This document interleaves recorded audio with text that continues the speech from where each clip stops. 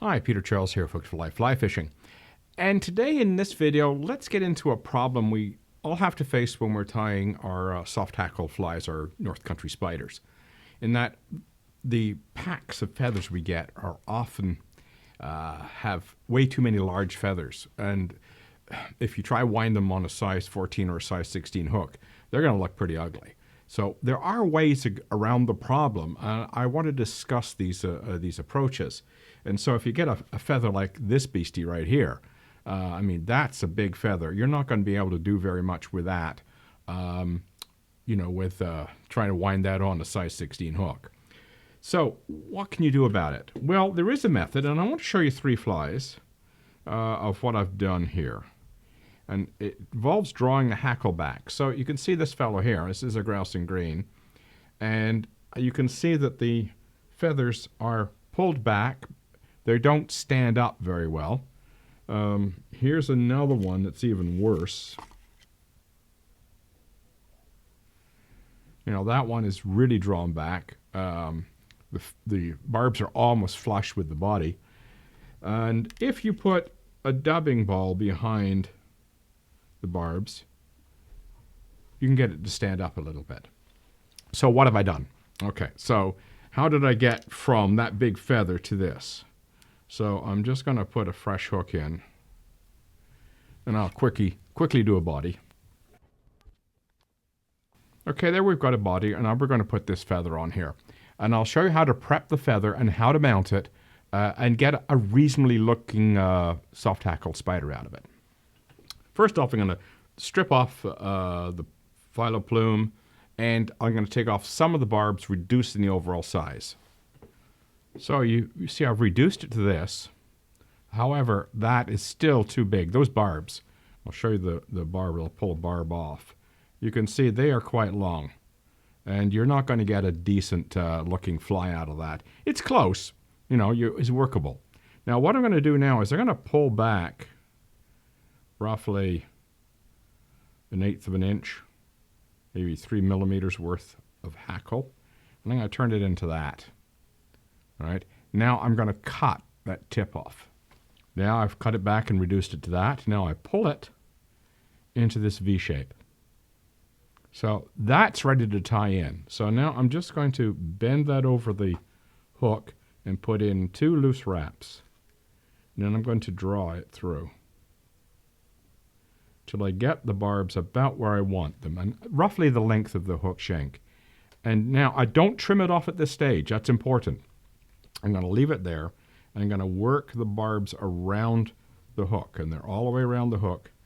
I'm going to hold on to them and put a couple of tight wraps in, because this is the important thing to understand. At this point, when I cut off that quill, there is no quill holding those barbs in place. It's just the thread. And so when I do this, now we're working just with the barbs. If you wanted to, you could put a drop of head cement in there, a little tiny drop, just to help them. Now, you'll notice that head is ugly. Live with it. This particular style of tying does not produce neat heads, because you've always got that chunk sticking out. If you try to be too neat with it, there's not enough thread holding the barbs on, and the barbs will pull out as soon as the fish hits it.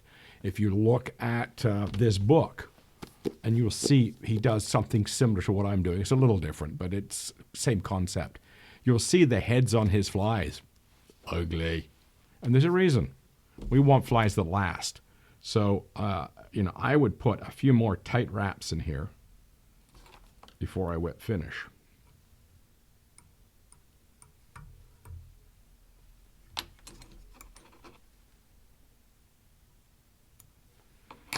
So, as you can see, the problem is with this particular style is it folds the barbs back. So, you've got some choices. As I say, you can put a dubbing ball. That's one option. Okay, the next option is this, we use the thread itself to create a dubbing ball, in effect, only we're just using the thread. We're not actually putting any dubbing on. So if you wanted to dub a thorax, do it now. you'll fluff those feathers up. But the other thing you can do if you don't want to do a thorax is just pile thread up. Make a thread dam, basically.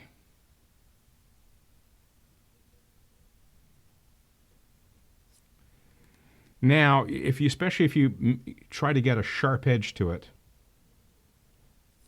there we go. Now when you tie on the hackle, you're going to get it to puff up a little bit. You're going to get it to stand up. And when you wind your hackle in, if you wind it and jam that thread, as you wind the hackle and you jam it right up against that dam, you'll get them to stand up more. I've done that with this particular fly. There's a dam in this one, and you do get a little bit of better profile. The hackle stick up a little bit more. As I say, the best way is a nice big dubbing ball behind it. Jam the threads right up against it, make those barbs stick up, and you'll get a fly that approximates the actual spider tie that we would get if we wound the hackle in the normal fashion. There's how to use a large feather to get a decent looking fly. Keep in mind, don't trim the quill off until you've really got some firm wraps holding those barbs in place, because once that quill is gone, the thread is the only thing keeping them there. So give it a try. Cheers.